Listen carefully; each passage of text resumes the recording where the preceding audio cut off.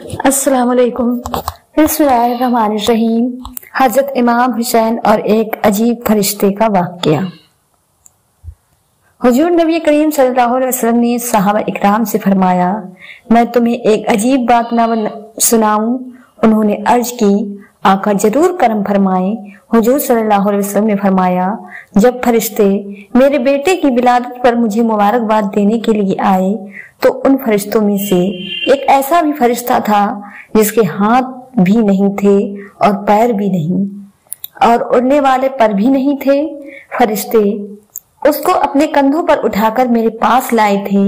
بہے بھی میری زیارت کرنے اور میرے نواسے کو دیکھنے کے لیے آیا تھا۔ جب میں نے اسے دیکھا تو میں نے ان سے پوچھا کہ تم نے یہ کیا حالت بنا رکھی ہے؟ تیرے ہاتھ نہیں اور پاؤں بھی نہیں۔ اس نے عرض کی، یا رسول اللہ صلی اللہ علیہ وسلم، میری کسی زمانے میں بڑی شان ہوا کرتی تھی، مجھے اللہ تعالی نے بڑا مقام اور بڑی عزت عطا فرمائی تھی۔ میں ان فرشتوں میں سے تھا جن کو اللہ کا خاص قرب حاصل ہے، جن کو ملائکۃ المقربین کہا جاتا ہے۔ حضور صلی اللہ علیہ وسلم نے فرمایا، اتنا قرب اور اتنی عزت تو احجوال کیسے؟ اس نے عرض کی، ایک دن میں 7ویں آسمان پر سے آ رہا تھا، کیا اچانک آسمان کا دروازہ کھلا۔ میں نے دروازے میں سے جھانک کر دیکھا تو میں نے 7ویں آسمان سے کھڑے کھڑے زمین کو دیکھ لیا۔ جب میں نے زمین کو دیکھا تو مجھے ایک انسان نظر آیا جس کے ہاتھ بھی نہیں اور پیر بھی نہیں تھے۔ میں نے دل میں سوچا کہ ایسی زندگی کا کیا فائدہ جس میں انسان کے ہاتھ بھی نہ ہو اور پیر بھی نہ ہو؟ اس سے تو بہتر ہے کہ بندہ مر جائے، بندے کو موت آ جائے۔ جب یہ بات میرے دل میں آئی تو اللہ تعالی میری اس بات پر ناراض ہو گیا۔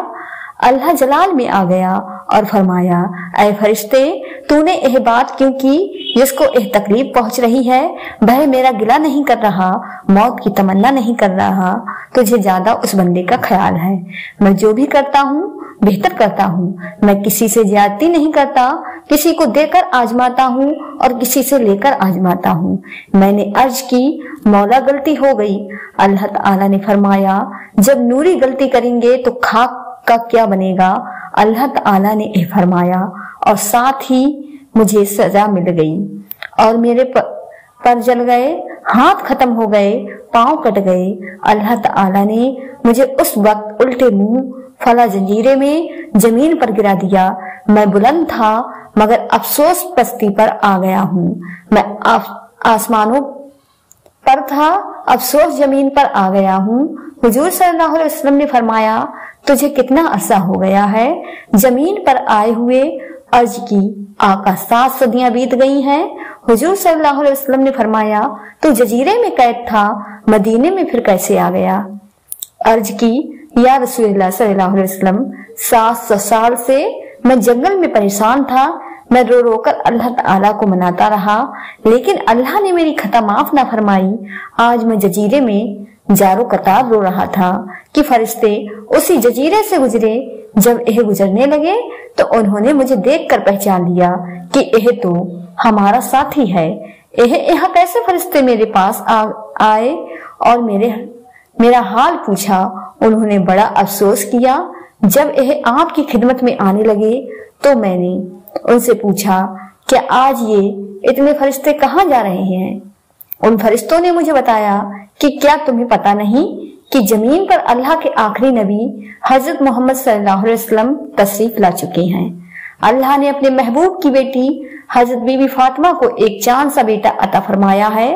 ہم اللہ کے حکم سے حضرت امام حسین کی ولادت کی خوشی میں حضور صلی اللہ علیہ وسلم کو مبارکباد دینے جا رہے ہیں اور بچے کی زیارت بھی کرنے جا رہے ہیں۔ میں نے فرشتوں کو کہا، خدا کے لیے مجھے بھی حضور صلی اللہ علیہ وسلم کی خدمت میں لیتے جاؤ، شاید میری بھی بگڑی بن جائے۔ حضور فرشتے مجھے اس جنگل سے اٹھا کر اللہ کے حکم سے آپ کی خدمت میں لے آئے ہیں۔ آقا کرم فرمائیں، میں آپ کی شہرت کے ڈنکے آسمانوں پر سنا کرتا تھا۔ آپ اللہ کے محبوب ہیں، آخری نبی ہیں، مہربانی فرمائیں، اسی بچے کی محبت کا واسطہ میرے لیے دعا فرمائیں، اللہ مجھے معاف فرما دے۔ मुझे यकीन है आपके यहाँ मेरे लिए दुआ के लिए आपके हाथ मेरे लिए दुआ के लिए उठ गए तो अल्लाह मेरी तकदीर बदल देगा।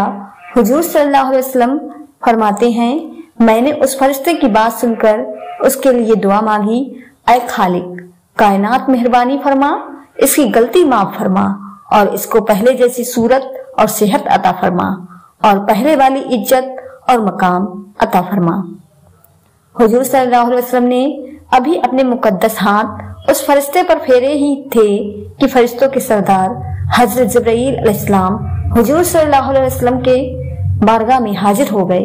दरूद और सलाम के नजरान पेश करने के बाद अर्ज की, हुजूर अल्लाह ने आपकी दुआ इस फरिश्ते के हक में कबूल फरमा ली है, अल्लाह अभी इसको रहमत अता फरमाता है। फिर अर्ज की, अल्लाह फरमा रहा है कि शहजादा हुसैन के जिस्म से जो चादर लगी हुई है वह चादर उतार कर फरिश्ते के जिस्म से लगाएं। ताजदार मदीना सल्लल्लाहु अलैहि वसल्लम ने हजरत इमाम हुसैन से चादर उतार कर फरिश्ते के जिस्म से लगा दी। अल्लाह ने उसी वक्त फरिश्ते को हाथ भी अता फरमा दिए और पांव भी अता फरमा दिए और उड़ने के लिए पर भी अता फरमा दिए। एहसान है हजरत इमाम हुसैन की चादर पाक की जो फरिश्ते के जिस्म पर लगी तो अल्लाह ने फरिश्ते को सेहत अता फरमा दी। जब हजरत इमाम हुसैन की चादर की एहसान है तो हुसैन के नाना की क्या शान होगी। प्यारे दोस्तों, कभी भी किसी का मजाक नहीं उड़ाना चाहिए, इसमें अल्लाह की नाराजगी होती है। अल्लाह जिस इंसान को जिस शक्ल में पैदा करता है उसमें कोई ना कोई हिकमत जरूर होती है। अल्लाह से दुआ है कि वह हमें बुराइयों से बचाकर नेक अमाल करने की तौफीक अता फरमाए और हुजूर सल्लल्लाहु अलैहि वसल्लम से सच्ची और पक्की मोहब्बत अता फरमाए। आमीन या रब्बुल आलमीन। प्यारे दोस्तों, वीडियो पसंद आई हो तो चैनल को लाइक शेयर सब्सक्राइब जरूर करें।